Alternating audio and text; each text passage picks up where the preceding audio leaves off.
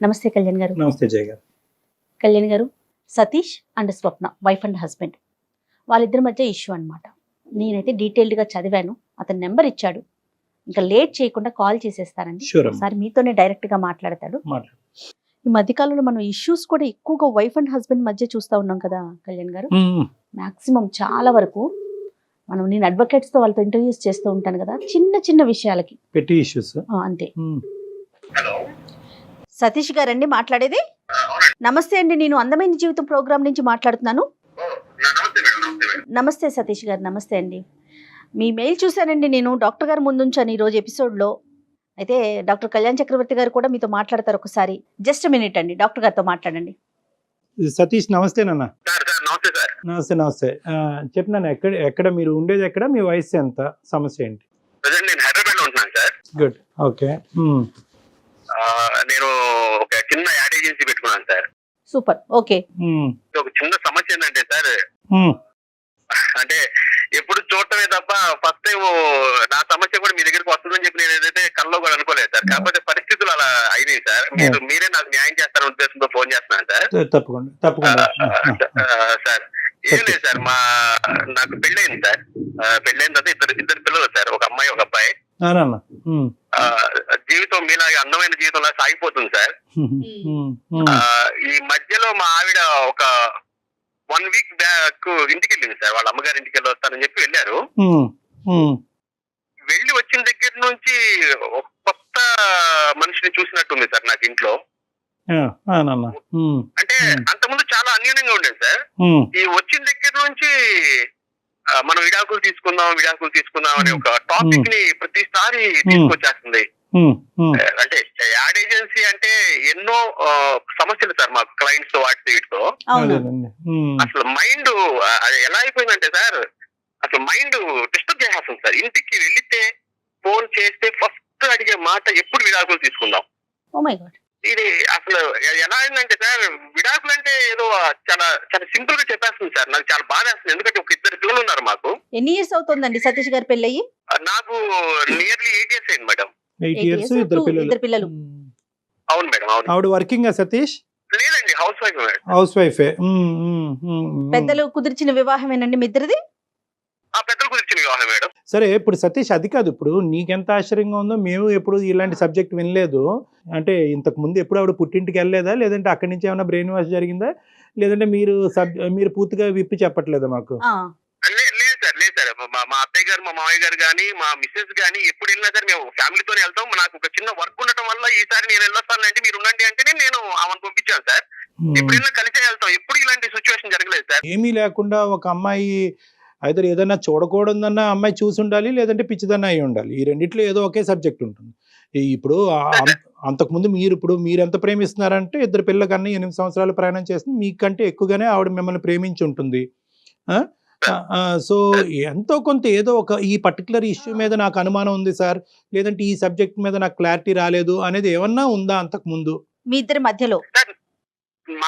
మా ఇద్దరి మధ్యలో నేను ఆమెను అనుమానించడం గానీ, నన్ను ఆమె అనుమానించడం గానీ ఇప్పటి వరకు ఎప్పుడు అలాంటి ఇష్యూస్ ఎప్పుడు లేవు మేడం. ఉన్నాం, అనుకోకుండా వెళ్ళి వచ్చేది చెప్పేసరికి ఇంకా అసలు వేరే కారణాలు గానీ, ఫైనాన్షియల్ ఇష్యూస్ గానీ, ఇంట్లో డబ్బులకు సంబంధించి, పిల్లలకి సంబంధించి, లేకపోతే మీ అత్తమామలు వాళ్ళ అత్తమామలకు సంబంధించి అసలు మీ ఇద్దరి మధ్య ఎటువంటి డిస్టర్బెన్స్ లేదండి? అలాంటిది ఏమీ లేదు మేడం. ఏది ఉన్నా సరే నాకు ఎంత వస్తుంది ఏంటనేది మొత్తం ఆమె, హోమ్ డిపార్ట్మెంట్ కింద ఆమెకి ఇచ్చేసాను. ఆమె మొత్తం రన్ చేస్తూ ఉంటుంది. నాకు ఖర్చులు కావాలన్నా ఆమె నాకు చేతికి ఇచ్చి పంపిస్తుంటుంది మేడం. సింపుల్ గా సతీష్, విడాకులు అనే సబ్జెక్ట్ వచ్చింది. విడాకుల మీద కారణం ఏమి రాద్దామని అనుకుంటుంది ఆవిడ? ఏదో చెప్పాలి కదా, దాని మీద అడిగారా పోనీ? అదేనా ఏంటి కారణం అని? ఏమి అడగలేదు. లాయర్ తో మాట్లాడు, నేను లాయర్ దగ్గరికి వచ్చి మొత్తం ఓపెన్ అవుతాను, నాకు విడాకులు కావాలి. ఎవరి దగ్గర ఓపెన్ అవుతాను అంది, మీ దగ్గర మాత్రం ఓపెన్ అవుతుంది ఆవిడ. అంతే. మరి మీ అత్తగారు మామగారికి ఫోన్ చేసి అడిగారా మీరు? ఏంటమ్మా, ఏంటి అత్తయ్య మామయ్య, ఏంటి విచిత్రం ఏంటని అడిగారా సార్? ఇప్పుడు వాళ్ళు చాలా హ్యాపీగా ఉన్నారు సార్. మేము ఇద్దరం ఏదో బాగా అన్యూన్యంగా ఉన్నాం. పెద్దవాళ్ళని ఇబ్బంది పెట్టడం ఎందుకని నేనైతే అంతవరకు ఇప్పుడు వరకు చాలా సిన్సియర్ గా ఉన్న అమ్మాయి ఎందుకో ఈ వారం రోజుల్లో ఏదో హర్ట్ అయింది ఆవిడ. ఖచ్చితంగా ఆ కారణం అయితే మీ ఎదురుగుంటే చెప్పలేకపోతుంది. దానికి భయం అయి ఉండొచ్చు, సిగ్గైనా అయి ఉండొచ్చు, బాధ అయినా అయి ఉండొచ్చు. సో ఏదో ఒక బలమైనటువంటి కారణం వల్లే అలా అయ్యింది. తను ఈ 1 వీక్ బట్టి ఎలా ఉంటుంది ఇంట్లో? ఈ వన్ వీక్ ఇల్లు వచ్చిన దగ్గర నుంచి ఎవరితో మాట్లాడటం లేదు సార్. ఎవరు అంత ముందు మన ఇంటికి వచ్చేవాళ్ళు పోయే వాళ్ళతో కూడా చాలా చిరాకుగా సో మాట్లాడుతుంది. షీస్ అప్సెట్ ఇక అవన్నీ తీసేస్తే నన్ను మాత్రం ఇక అసలు ఫోన్ చేసిన గంటకి ఒకసారి ఫోన్ చేసి ఏమైంది, లారీ దగ్గరికి వెళ్ళారా లేదా, ఏదో త్వరగా తేల్చండి, నేను ఉండలేకపోతున్నాను, ముళ్ళ మీద కంపల మీద కూర్చున్నట్టుంది నాకంటే. రైట్. నేను అంతేం తప్పు చేశానమ్మా, నువ్వు ఎందుకు అలా మాట్లాడుతున్నావు అని చెప్పి నేను ఎంత బతికినా సరే నా వల్ల కావట్లేదు సార్. అందుకే మీరు ఏదైనా సలహా అది ఇంకా ఇస్తారని ఇంకా అర్థమైపోయింది లేదు సతీష్, మీ దగ్గర అయితే కనుక ఆవిడ మ్యాటర్ ఓపెన్ చేసే ఉద్దేశం ఆవిడకి లేదు. She wants an other platform. ఆ ప్లాట్ఫామ్ బహుశా మనం అయి ఉండొచ్చు అని నాకు అనిపిస్తుంది. ఒకసారి మరి మాట్లాడొచ్చా సతీష్ ఆవిడతో? మనం నేను కాన్ఫిడెన్స్ కలుపుకుంటారా మేడం? కలుపుదురు కానీ కలిపే ముందు ఒకసారి ఆవిడతో చెప్పండి, ఎందుకంటే ఇది సమస్య కాకూడదు కదా. అదే మేడం Right. కాన్ఫిడెన్స్ కలిపిన తర్వాత నేను మాట్లాడి నేను మీకు కాన్ఫిడెన్స్ సరే షూర్ అండి, షూర్. సరే, మేము సరే. లైన్ లో ఉంటాం. Okay okay okay. Hold on. Madam okay madam. ఏంటి కళ్యాణ్ గారు, అంటే బలమైన కారణం లేకుండా విడాకుల దాకా ఎందుకు ఆలోచిస్తారండి? కారణం అయితే ఉండుంటది మేడం. ఆ. ఓన్లీ థింగ్ ఏంటంటే ఆ కారణం ఇతను ఓపెన్ అవ్వలేకపోతున్నాడు, అది నేను అన్నాను గెస్ట్ కదా. వెళ్ళిపోతున్నాడు అంటారా? భయం వల్ల అయినా అయి ఉండొచ్చు, బాధ వల్ల అయినా అయి ఉండొచ్చు, సిగ్గుపడటం వల్ల అయినా అయి ఉండొచ్చు. ఎవరు అమ్మాయి ఆ అమ్మాయి భయపడ్డారా? ఆబ్వియస్లీ భర్త అంటే భయం అయి ఉండొచ్చు, చెప్పుకోవటానికి బాధ అయి ఉండొచ్చు, చెప్పుకోవటానికి తలెత్తుకోలేనటువంటి సమస్య అయి ఉండొచ్చు. आप जिस व्यक्ति से बात कर रहे हैं उसने आपकी कॉल को होल्ड पर रखा। హలో స్వప్న, చెప్పు. అదే మామూలుగా చేసాను. ఎలా ఉన్నావు? ఇంట్లోనే ఉన్నావా? ఇంట్లోనే ఉన్నాను, చెప్పు. ఏం లేదు స్వప్న, నాకు తెలిసిన ఒక డాక్టర్ గారు ఉంటేనే నేను డాక్టర్ గారి దగ్గరికి వచ్చాను. మన సమస్య వరకు చెప్పాను ఇట్లా సంగతి అని. ఒకసారి నీతో కూడా ఒకసారి మాట్లాడతానన్నారు. ఏం డాక్టరు? సైకాట్రిస్ట్ అనమాట. చిన్న చిన్న మన సంబంధించి ఏదైనా ఉన్నా సరే ఆయనతో డిస్కస్ చేస్తా ఉంటా పర్సనల్ గా కూడా. ఎందుకు ఇప్పుడు? లేదురా, నువ్వేమో కదిలితే విడాకులు అంటావు. మన ఇద్దరు ఎంత అన్యూనంగా ఉన్నావో నీకు కూడా తెలుసు. నువ్వు ఈ టైంలో నువ్వు నాకు విడాకులు అనేసరికి నాకేం అర్థం కాదు. ఎందుకంటే నువ్వు లేకుండా నేను జీవితం అనేది నాకు బ్లాంక్ గా కనిపిస్తుంది. ఇప్పుడు అదంతా కాదు. ఎవరున్నారు ఇప్పుడు? స్వప్న గారు ఒక్క నిమిషం అండి, నేను సుమన్ టీవీ నుంచి జయాని మాట్లాడుతున్నాను. నాతో పాటు డాక్టర్ కళ్యాణ్ చక్రవర్తి గారు, సైకియాట్రిస్ట్ డాక్టర్ ఉన్నారండి. అతను పూర్తిగా చెప్పడానికి భయపడుతున్నారో మొహమాటం పడుతున్నారో తెలియదమ్మా. స్వప్న సారీ ఇటువంటి పరిస్థితిలో మీతో మాట్లాడటానికి. కానీ అతను ఏంటంటే ఒక సందిగ్ధ పరిస్థితిలో ఉన్నారు. ఒక సమస్యకి పరిష్కారం గురించి కోరుకుంటూ మనకు చేశారు. మేమేమన్నా హెల్ప్ చేయొచ్చు అనే ఉద్దేశంతో మీ పర్మిషన్ తీసుకున్న తర్వాతే మీతో మాట్లాడమని స్పష్టంగా చెప్పాము. మీకు ఇష్టం లేకుండా అసలు మాట్లాడే ఉద్దేశం మాకు లేదు. ఈ మధ్యకాలంలో వారం రోజులు బట్టి మీరు ఒక నిరాశకు గురయ్యి ఈ బంధమే వద్దు అనుకుని విడాకుల గురించి కోరుకుంటున్నారంట. దానికి కారణం ఏంటో అతనికి అర్థం కాక అతను డిప్రెషన్లోకి వెళ్ళి మాకు చేశాడు. సరే ఉండయ్యా, ఆవిడతో మాట్లాడదామని మేము చెప్పాము. If it is okay with you will talk with you. లేదండి మేడం, కారణం ఏం లేదు సార్.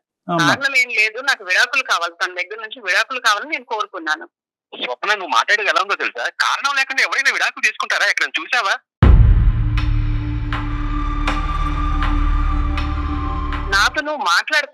నువ్వు నాతో మాట్లాడుకు. నాకు విడాకులు కావాలి. నేను అడిగాను కదా, నేను ముందే నీకు చెప్పానా? నీకు ఎన్నిసార్లు చెప్పాను? నాకు విడాకులు కావాలి నీ దగ్గర నుంచి.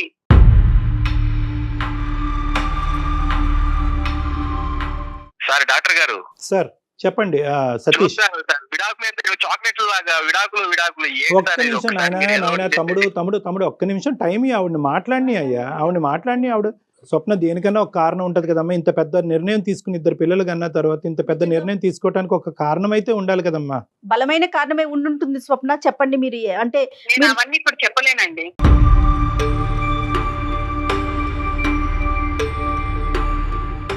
మీరిద్దరూ కలిసి ఉండాలని అతను కోరుకుంటున్నాడు, మీతో ఉండాలని కోరుకుంటున్నారు కదా. నాకైతే తనతో ఉండాలని లేదండి. మీ మాటను బట్టి అర్థమవుతుంది మీరు చాలా బలంగా గాయపడ్డారని. The issue is clear that you don't want to stay with him అమ్మ. మీ ఇద్దరు కలిసి ముందుకు ప్రయాణం చేయాలని అనుకోవట్లేదు అన్నది మా అందరికీ క్లియర్ కట్ గా అర్థమైంది. కానీ ఏంటంటే ఒక కారణం గురించి మాట్లాడుకుంటే కనుక అతనికి ఒక కంఫర్ట్ ఉంటుంది. అవన్నీ చెప్పలేనండి, నేను అవన్నీ మాట్లాడలేను. అంటే ఇప్పుడు ఏం మాట్లాడినా అర్థం అవుతుందా? నువ్వు చెప్పకపోతే ఎలా తెలుస్తుంది నేను ఏమైనా తప్పు చేశాననే, లేదంటే నా వల్ల ఏమైనా జరిగిందా? ఏదో ఒకటి విషయం తెలుసుకుని విడాకులు ఎలా ఇస్తారు స్వప్న? నాకు అర్థం కాదు.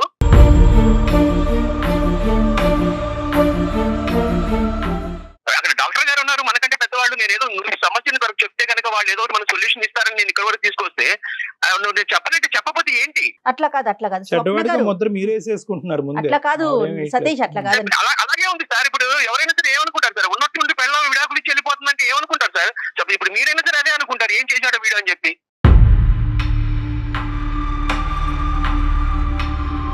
స్వప్న గారు మీరు డెఫినెట్ గా అంటే మీకు ఇష్టం లేకపోతే ఖచ్చితంగా విడాకుల దాకా వెళ్ళే అవకాశం మీకు ఉందండి. అది దాన్ని ఎవ్వరూ ఆపలేరు. కానీ దానికంటూ ఒక కారణం ఉంటుంది కదా, అక్కడ చెప్పాలి. ఎట్లయినా కోర్టుకు వెళ్ళినప్పుడు మీరు డెఫినెట్ గా అక్కడ మీరు ఎక్స్ప్రెస్ ఒకటమ్మా చేయాలి. స్వప్న, ఇప్పుడు ఆ కారణం అనేది మీరు సిగ్గుపడటం వల్ల, లేదంటే భయపడటం వల్ల, లేదంటే అతను ఫోన్ కట్ చేసి మీరు మాతో చెప్పండి, డైరెక్ట్ గా చెప్పండి.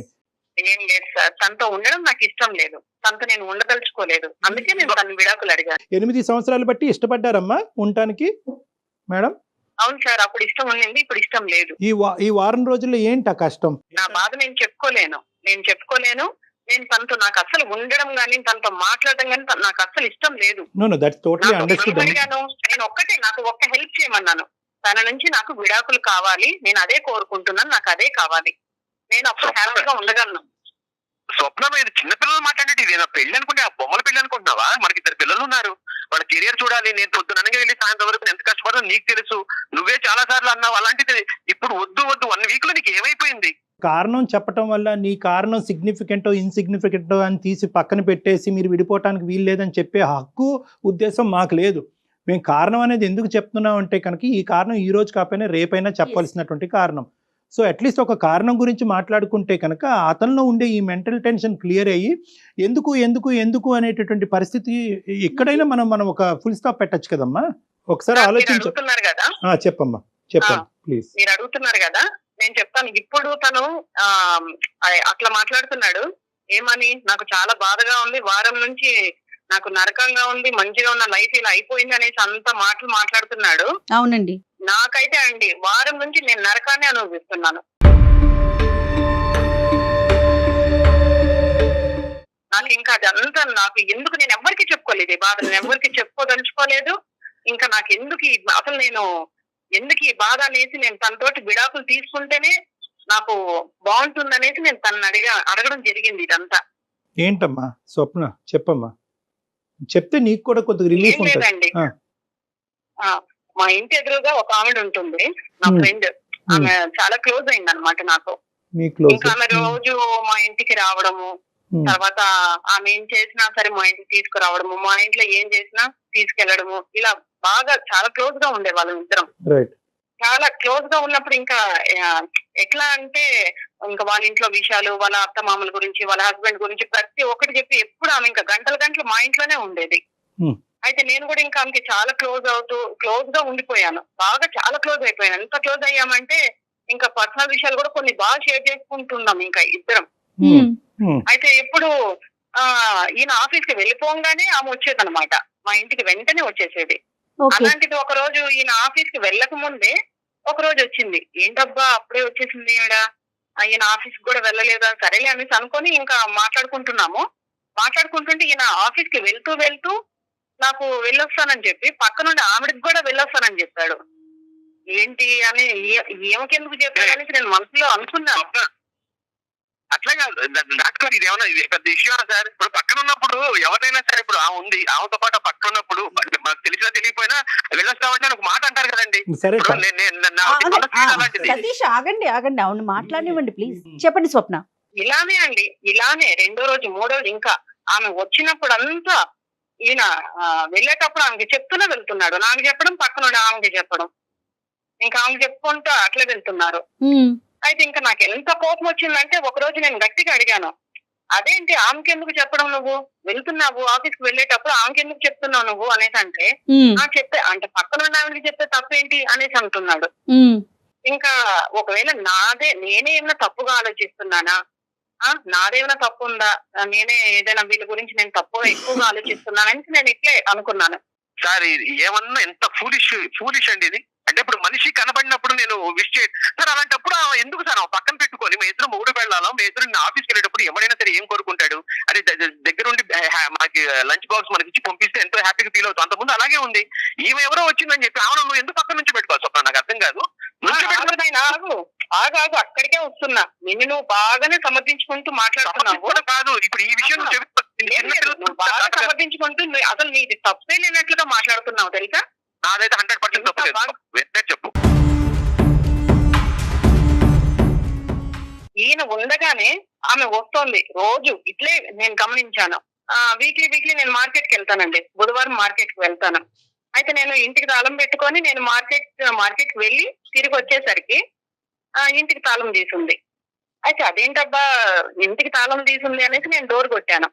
ఈయన వచ్చి డోర్ తీశారు. తీసిన తర్వాత ఏంటంటే ఆఫీస్కి వెళ్ళారు కదా, ఎందుకు వచ్చేసారు అని అడిగితే, తలనొప్పిగా ఉంది, కొంచెం కళ్ళు తిరుగుతోంది, బాగాలేదు అసలు అంటే, అయ్యో ఏమైందో మనిషికి అనేసి నేను ఉండండి మజ్జిగ కలిపి తీసుకొస్తాననేసి నేను వంటగదిలోకి వెళ్ళాను. వంటగదిలోకి వెళ్ళి నేను కలిపి తీసుకొస్తుంటే హాల్లో నుంచి ఎవరో పరిగెత్తుకుంటూ వెళ్ళడం నేను విన్నాను. చిన్న గడ్డి చప్పుడు నాకు వినిపించింది. ఎవరనేసి నేను స్పీడ్ గా వచ్చి నేను డోర్ తీయంగానే మా ఎదురింటి ఆవిడే స్టెప్స్ చాలా స్పీడ్ గా దిగుతున్నాను. చీర నాకు కనిపించింది. ఏంటి అసలు ఏం జరుగుతోంది నా వెనకాల, లేకపోతే నేనే ఏమైనా ఎక్కువగా ఆలోచిస్తున్నానా, అసలు ఏందనేసి 2 రోజులు నాకు పిచ్చెక్కినట్లు అయిపోయి అసలు ఏం జరుగుతుందో తెలుసుకోవాలనుకున్నానండి నేను. అందుకే నేను ఊరు వెళ్తున్నాననేసి నేను ఊరికి వెళ్ళాను. వెళ్లే ముందు ఏం చేశాను, తెలిసిన వాళ్ళ దగ్గర నేను ఒక స్పై క్యామ్ తెప్పించాను.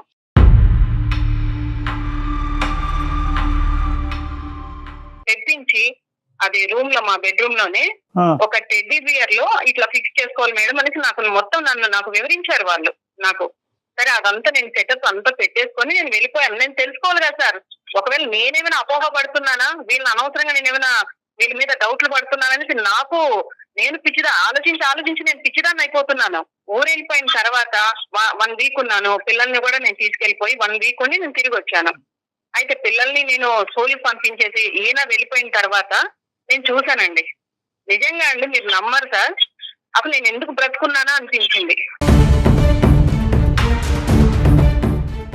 నా గుండెలు పగిలిపోయినాయి సార్. అసలు నేను కంప్లీట్ గా కూడా చూడలేదు. అసలు ఒక 2 నిమిషాలు చూశాను. దాన్ని చూసి తట్టుకోలేక వారం నుంచి సార్ నేను కనీసం మంచినీళ్ళు కూడా ముట్టుకోకుండా తిండి తినకుండా ఏడుస్తున్నాను. చనిపోదాం అనుకున్నాను. అంత భయంకరమైన విషయాలు చూశాను సార్ దాంట్లో. ఆమెతోటి ఈయన ఉండడం నేను చూశాను. ఈయన మళ్ళీ ఇప్పుడు బుకాయిస్తున్నాడు. ఏంటి ఏం జరిగింది, ఊరికి వెళ్ళొచ్చావు, నన్ను విడాకులు అడుగుతున్నావు అని నన్ను బుకాయిస్తున్నాడు, అడుగుతున్నాడు. ఈయన ఎలాంటి తప్పు చేశాడంటే, నేనున్నాను కదా సార్, నేనున్నాను, పెళ్ళాన్ని ఉన్నాను, పిల్లలు ఉన్నారు, మాతో మేము ఇంత ప్రేమగా ఉంటాము, మాతో అసలు ఆయనకి ఈ మమ్మల్ని పెట్టుకొని అలాంటి తప్పుడు పనులు ఎలా చేయాలనిపించింది సార్. అసలు మనిషివా లేకపోతే రోడ్లో తిరిగే కుక్క అలాంటి పనులు చేసేది, నీతి తక్కువ పనులు చేసేది కుక్క చేస్తుంది అట్లా. సతీష్ కారణం చాలా ఇస్తున్నావు నువ్వు, నాకు తప్పే లేదనేసి మాట్లాడుతున్నావు నువ్వు. డాక్టర్ గారు అసలు నా ప్రైవసీ సార్, నాకు ఒక విషయం తెలియక అడుగుతాను. తీసుకొచ్చింది ఎక్కడో ఉన్నాడని నా లైఫ్ లోకి తీసుకొచ్చి ఇంట్లో 24 hours లేచిన దగ్గర నుంచి తెల్లారితే వచ్చి మా ఇంట్లోనే కూర్చోవటం, మా ఆవిడతో మాట్లాడితే ఆమెతో కూడా నవ్వుతాం, ఇలాంటివన్నీ చేసింది నన్ను దగ్గర చేసింది ఎవరు సార్? అయితే బెడ్రూమ్ లో తెచ్చేస్తాను. వస్తుంది సార్. 1 వీక్ వెళ్ళిపోయింది సార్. 1 వీక్ వెళ్ళిపోయినప్పుడు నాకు దగ్గర అయింది సార్. నేనేం చేయమంటారు? అంటే మాట చెప్పడానికి నీకు సిగ్గుగా అనిపించట్లేదు అసలు? నువ్వు ఏం మాట్లాడుతున్నా అర్థమవుతుందా? అసలు తీసుకొచ్చింది ఇంత దూరం తీసుకొచ్చిన విషయం నువ్వు ఒక ఫ్యామిలీలో ఉండేటప్పుడు అసలు తీసుకొచ్చి మన కుటుంబంలో తీసుకొచ్చి నువ్వు ఎందుకు వచ్చావు? అదే నేను గుమ్మంలో తీసుకొచ్చాను, నువ్వు బెడ్రూమ్ లో తీసుకెళ్ళావు. నేను నీ నుంచి బయటకు వెళ్ళిపోతున్నాను. అంతే కదా, మాట్లాడకు. నువ్వు కంప్లీట్ చేసి మళ్ళీ బుకాయిస్తున్నావు. నువ్వు నేను బుకాయించట్లేదు. నేను చేసినట్టు నాకు 100% నాకేం తప్పు అనిపించట్లేదు. ఎందుకంటావేమో ఆమె ఏ ఉద్దేశంతో ఇంటికి వస్తుందనేది నాకు తెలుస్తుంది, కానీ నీకెందుకు తెలియట్లేదు? సతీష్ ఒక్కసారండి, ఒక్క నిమిషం మేడం ఒక్క నిమిషం అండి. ఇప్పుడు వరకు ఏంటంటే మేము ప్రేమించుకున్నాము, మేము ఇంత ఇదిగా ఉన్నాం, అంత ఇదిగా ఉన్నాం, ఒక్క కారణం చెప్తే కనుక నా భార్యను వదిలి అయిపోయింది అంత గాలికి కలిసిపోయిందా? ఇప్పుడు ఒక స్పై కెమెరా ఇప్పుడు కూడా చెబుతున్నాను, నా పెళ్ళం అంటే నాకు ఇష్టం సార్. నేను దాని మాత్రం వదిలిపెట్టే పరిస్థితి లేదు. దాని మాత్రం నేను 100% మీకు కూడా చెబుతున్నాను. మేడం నేను ఒకటే నేను చెప్తున్నాను మేడం, మీరు ఇప్పుడు ఏమో చెప్పేదాన్ని బట్టి ఎప్పుడైనా సరే మేడం, సమాజంలో మగవాడికి ఉన్న కంటే కూడా ఆడవాళ్ళకి ఎక్కువ అవకాశాలు ఉన్నాయి. వాళ్ళు చెప్పిందే నమ్ముతారు. నాకు స్పై క్యాంప్ పెట్టి పెట్టింది మేడం, రేపు ఇంకొకటి అనుమానం ఇంకా ఏదైనా చేస్తారు వీళ్ళు. మీరు నాకు అర్థం కాదు ఆ పాయింట్ ఎందుకు మాట్లాడరు? నువ్వు మాట్లాడకు. నువ్వు ఇంత పెద్ద తప్పు చేసి కూడా నా దగ్గర నీ వీడియో స్ట్రాంగ్ ఎవిడెన్స్ ఉంది. నా దగ్గర స్ట్రాంగ్ ఎవిడెన్స్ ఉంది. తప్పు చేయడానికి స్ట్రాంగ్ ఎవిడెన్స్ ఉంది. అయినప్పటికీ కూడా మీరు బుకాయించి ఎంత దబాయించి టాపిక్ డైవర్ట్ చేస్తున్నాడు మాట్లాడుతున్నారంటే తప్పు చేసింది ఉన్నాయో నీకు తెలీదా? ఎక్కడి నుంచి ఎక్కడి వరకు చీరలు కట్టుకొచ్చి ఎలా నన్ను టెంప్ట్ చేస్తుంది ప్రతి ఒక్క మొగడు, నాకే కాదు ఎవరికైనా సరే, ముసలాడికైనా సరే అనిపిస్తుంది, నన్ను తీసుకెళ్లాలనిపించింది అంతే. సార్ వింటున్నారా సో మీరు? ఇంకా నీ భార్య ఎలా అనేటటువంటి ఆవిడ మాట్లాడుతున్నారు మీరు వింటున్నారా? బాబు మీ భార్య అనేటటువంటి ఆవిడ ఎవరితోనో దగ్గరగా మాట్లాడితే నువ్వు ఆ హాల్లో కూర్చుంటే మీ భార్య లేనప్పుడు నువ్వు బెడ్రూమ్ లోకి తీసుకొస్తావు అంతేనా?